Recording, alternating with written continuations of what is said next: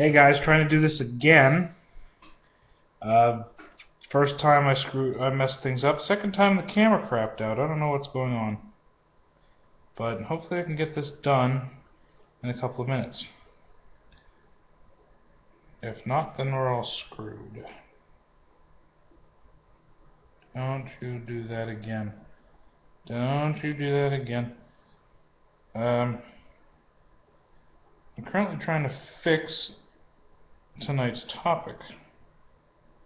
Something, aka me, messed up royally.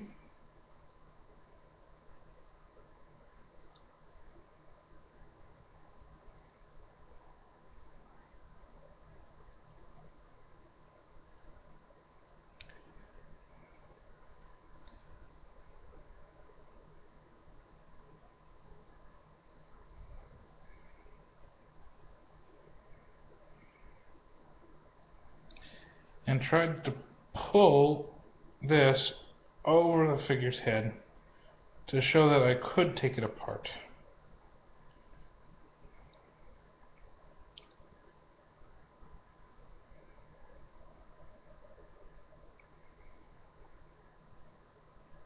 Unfortunately, it didn't work out in that fashion, and it snapped.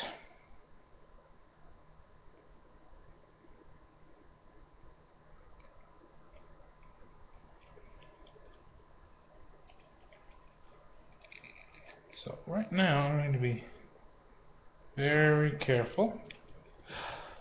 And it pulled apart again. Awesome. It's hard to do this way.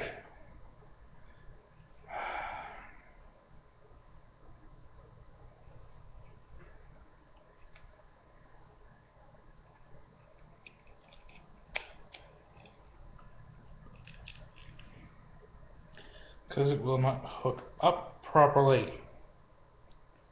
If I try to force it with my meaty little fingers.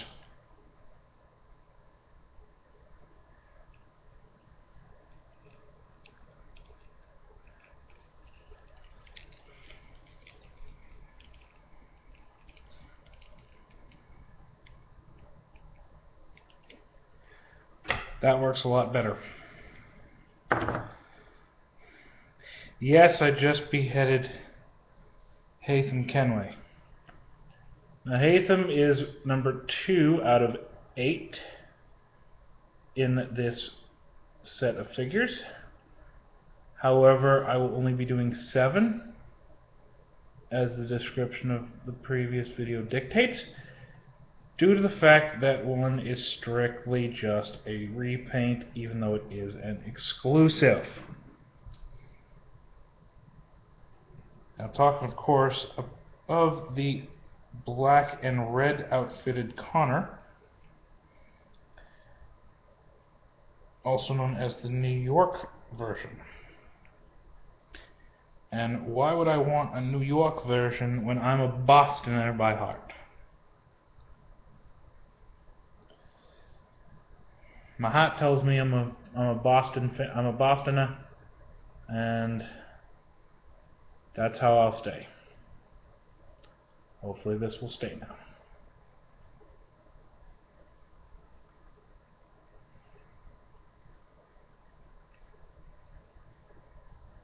There we go.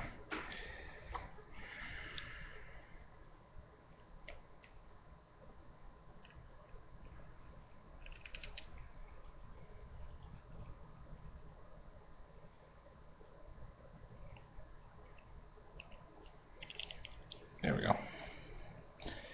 Now that mess is done. I knew it could do what I did to it, but I didn't think getting it back together would be as difficult as it was.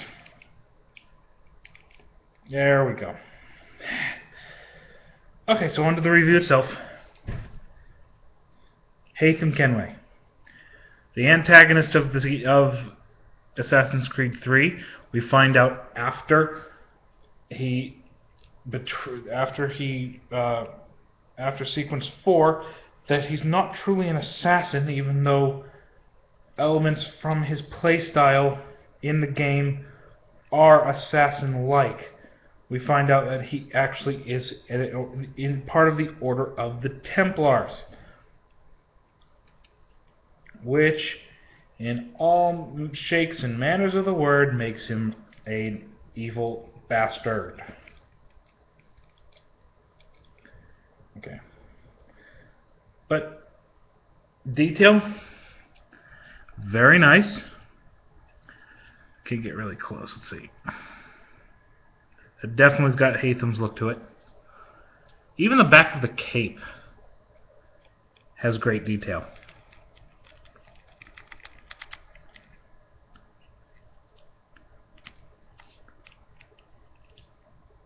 Yeah. And okay, so he looks wicked cool. For joints, head's on a ball joint, though he is limited by the cape and his ponytail. You've got the universal joint in the shoulders, ratcheted in and out, and then natural swinging and back and forward, also hindered by the cape. You've got upper elbow swing, you have lower elbow swing, you have hinge at the elbow, and you do get a wrist joint, though it's very tight. No waist articulation, not much for leg articulation other than that much knee bend because his coat's too long, and then just rotation at the foot. And he's not meant to take a giant wide foot stance. That's not what he's made for. He's just made to stand there and look cool. And boy, does he ever look cool. He comes with 2 accessories. I'm standing. Comes with the standard flintlock pistol, long nose, which fits into the side holster right there. I figure you have to do that. You might have to make the wing on him just to get it fitted. And he also comes with his straight blade saber with handguard.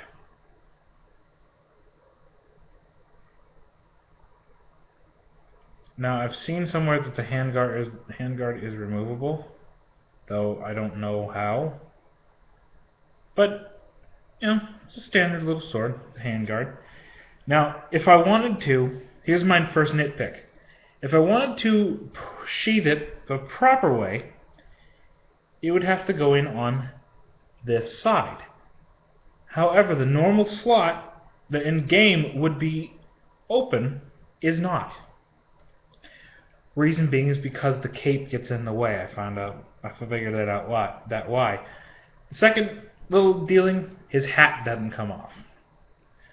But instead, if you want to sheathe the sword in any way, shape, or form, there's a slide piece with the gun.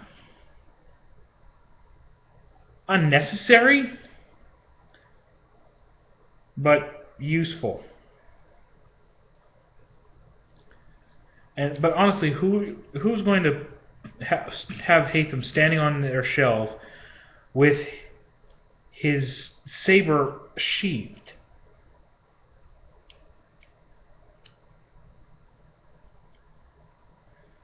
When you could have him wielding it with the guard covering his hand like it should. That is just brilliant in how it works. And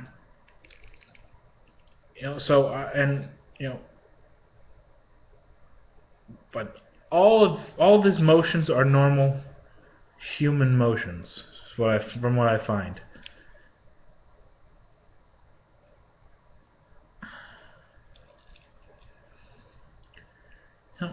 And his DLC content gives Edward from Assassin's Creed 4 this color. You know, it's something to have, as the box says. And honestly, how is that not Haytham? But yeah. So, and those are the rest of the series. He will not be acquired. He will not. Just letting you know. So that was Haytham. And I figured I'd throw out two while I have the chance. So, we're going to go with the secret figure. The secret figure of the wave, Ratonhnhake, as it is said in game. This is Connor in his animal spirit form.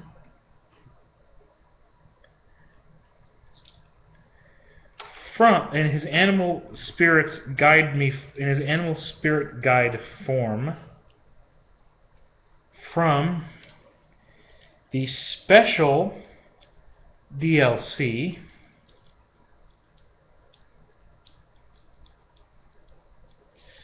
The Wrath of King Washington.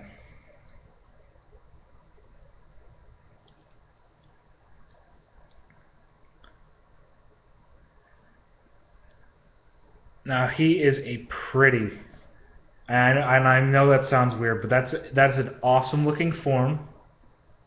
Kind of makes him look like a follower of Romulus from Brotherhood.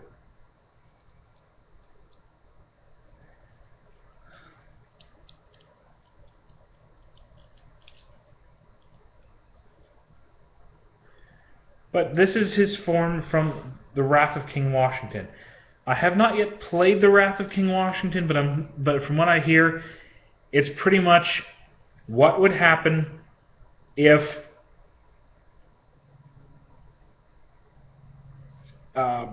we won, but George Washington turned evil and made it the United Kingdom of America. The United American Kingdom. The American Kingdom, that would be very that would be uncool on many occasions. So it's cool. I mean, for obvious reasons, they have the ears pinned back on his hood. He's actually got different looks to him. He's got tribal tattoos. You know what's really funny? If you look closely, they actually painted his nipple on both sides. That's hilarious.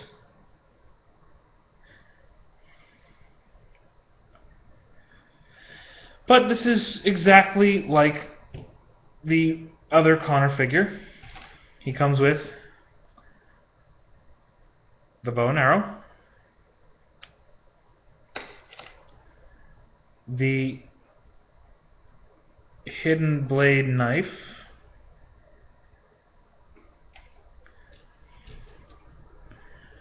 a pair of flintlocks, and instead of the assassin symbol hatchet, you get his tribal hatchet. And there is a little bit of extra molding on him for that reason. So, just like the Connor figure,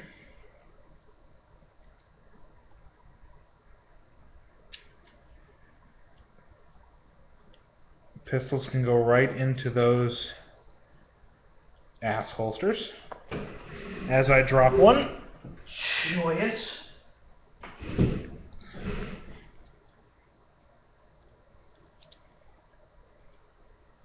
So yeah, I just fit into the butt holsters for him to pull at any time. Same two pegs exist on his left forearm, right there, to mount the assassin blade, like so. So it's there. Obviously the bow can still be slung over his shoulder, like it should be.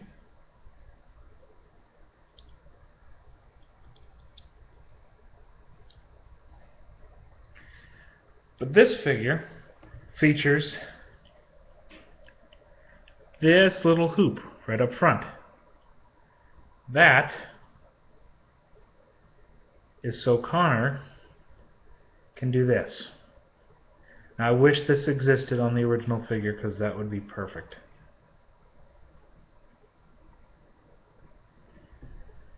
A hatchet sling. Now, honestly, I keep him like this.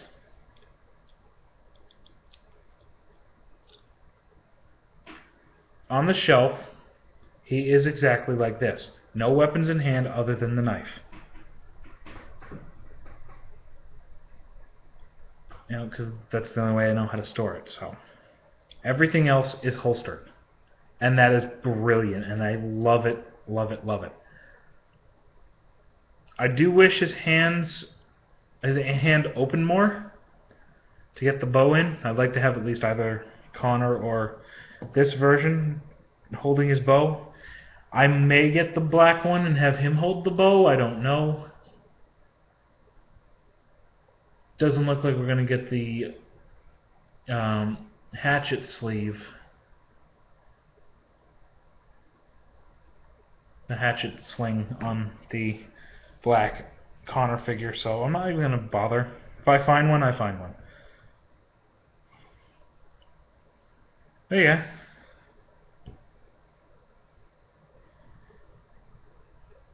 Both still part of that 6-inch figure line, which is perfect.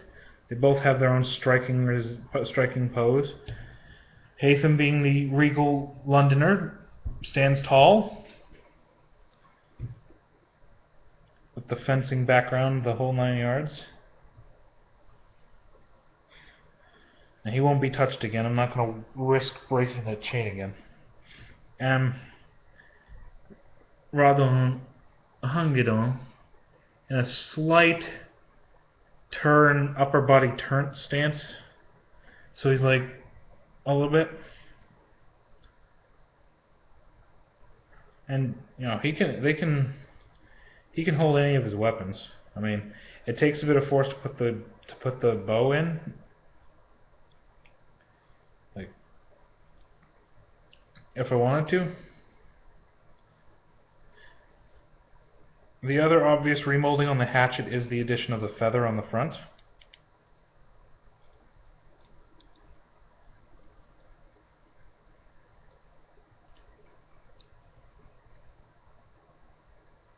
So yeah, he can hold his hatchet, just like he could before. I'm going to remove the knife for a second to show you that yes, he can. In fact, I didn't show this on the Connor figure, and I wanted to do it here.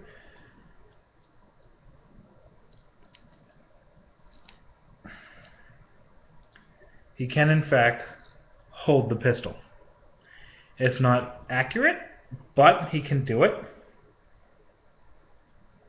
But normally, I'm not going to have him do that.